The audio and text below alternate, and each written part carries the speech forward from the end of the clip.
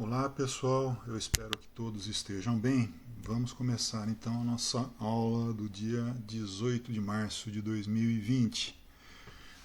Recapitulando, nas últimas aulas nós fizemos uma revisão do Power não é? Aprendemos mais alguma coisa a respeito do software e conforme eu havia combinado com vocês na semana passada, hoje a gente vai falar um pouco de textura. A grande questão é a seguinte, esse tema, textura, ele não é trivial. Então eu acredito que nem todos vocês vão se preocupar em estudar a fundo ele. Mas, de qualquer forma, é importante pelo menos a gente tomar conhecimento de algumas coisas que tratam desse assunto. Inicialmente, lembrando que a gente já falou sobre isso, quando você define um objeto no Power, você tem que definir as características geométricas do objeto, por exemplo, se é uma esfera, centro e raio, não é isso?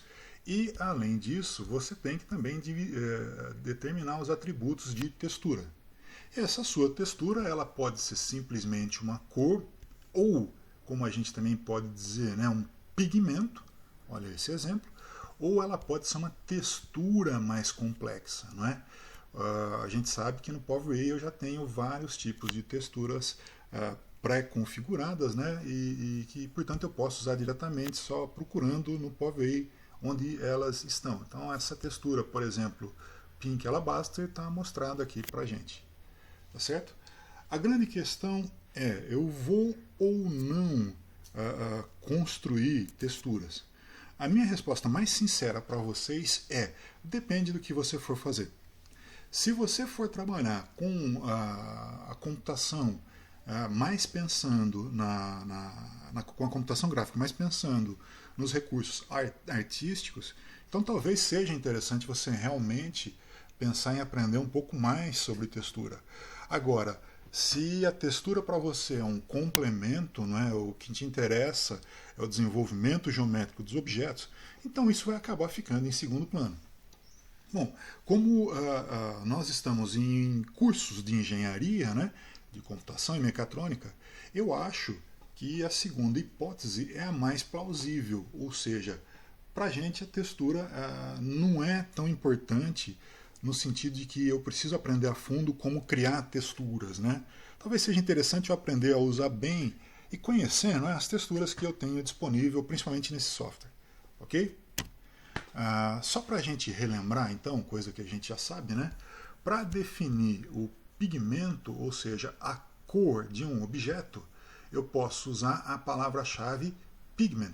Então, olha, nesse caso, eu tenho um objeto, um plano, um plano que é perpendicular ao eixo Y. Esse plano ele passa pela origem do sistema de coordenadas, não é isso?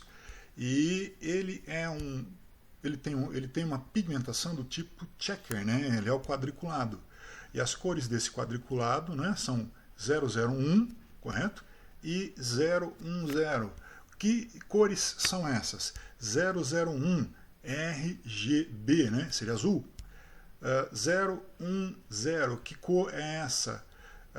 1 no G, green, então verde. Ou seja, eu tenho um plano que é um quadriculado azul e verde. Ok? Só lembrando, eu também posso usar na textura uma transformação geométrica do tipo Scale, por exemplo. Então veja, aqui nesse caso, Scale 2, ele vai fazer o quê? Ele vai multiplicar por 2 os lados desse quadrado que vocês estão vendo, tá certo? A gente já viu também que a uma determinada textura a gente pode aplicar um acabamento, e esse acabamento a gente define através da palavra-chave finish, não é isso? Lembra dos primeiros exemplos? A gente criou uma esfera e essa esfera ela era prateada. Só que é interessante, quando eu não usava o acabamento finish, essa minha esfera prateada ela tinha uma coloração opaca, era um prata opaco. Com o acabamento finish metal, é que essa esfera ela se tornava metálica, não é isso? Mas enfim, Embora a gente tenha usado o finish junto com o metal para determinar um acabamento, existem várias outras opções que eu posso usar para determinar acabamentos. Então, esse finish ambient igual a ponto 2, por exemplo, ele define para a gente um acabamento que vai estar relacionado à iluminação ambiente onde se encontra o meu objeto. Gente, é muito difícil expor isso em palavras. Então, como vocês têm o software em mãos, eu sugiro que vocês digitem esse exemplo, né, e mexam, alterem esse valor para que vocês possam ver como isso vai influenciar na aparência, no aspecto, né, do objeto que você vai estar criando, tá certo? Outras duas formas interessantes de se trabalhar com a questão da textura é trabalhar com a luz, tá certo? No caso, mais especificamente, olha aqui, luz difusa e luz especular. Antes de mais nada, de uma forma bem geral, o que é luz difusa? Imagina um objeto que está sendo iluminado em um determinado ambiente, mas nesse objeto não está batendo luz diretamente sobre ele. Esse objeto ele recebe uma luz que é difusa, ou seja, uma luz que é difundida pela luz que incide em outros objetos. Então isso é o que significa luz difusa. É aquela luz que bate num objeto, tá certo? Mas não é a luz que partiu diretamente da fonte de luz.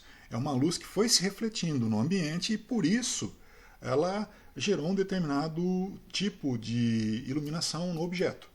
Como é que eu diferencio um objeto iluminado por luz difusa de um objeto iluminado por luz direta? Pessoal, é muito simples. Na luz direta, você vai notar a sombra dos objetos.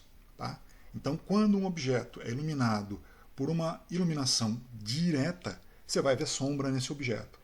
Se ele é iluminado por iluminação difusa, você não vê o efeito das sombras. Ok? Esse specular, gente, ele gera um efeito peculiar em relação à luz. Como assim? Imagina que você pega uma bola de bilhar, por exemplo, e você passa uma cerinha nessa bola de bilhar. Essa bola de bilhar ela vai ficar bem brilhante, não é isso? Aí você incide, você faz bater uma luz direta em cima dessa bola de bilhar que você poliu, que você deixou brilhante. O que é que vai acontecer a hora que você olhar para a superfície dessa bola de bilhar? Você vai ver uma região pontual muito brilhante que vai estar refletindo a luz que você fez incidir em cima dessa esfera, tá certo? Olha aí, ó, um exemplo de uso de luz difusa, esse aqui, tá? E um exemplo de luz especular, tá aqui. Olha como esses elementos foram utilizados na luz difusa e na luz ambiente. Perdão, na luz especular, ok? De novo, esse tipo de sensibilidade, né, de percepção de como funciona esse tipo de textura, esse tipo de acabamento, vocês só vão perceber na hora em que treinarem. Então treinem, tá? Variem esses parâmetros para que vocês possam perceber o que acontece com o objeto. Beleza? Vamos lá. Uma outra forma interessante de você trabalhar com a luz é usar a reflexão. Aquele acabamento metal que a gente usou algumas aulas atrás, ele tem muito a ver com reflexão. Claro, né? O acabamento metálico indica que ele está refletindo muito a luz.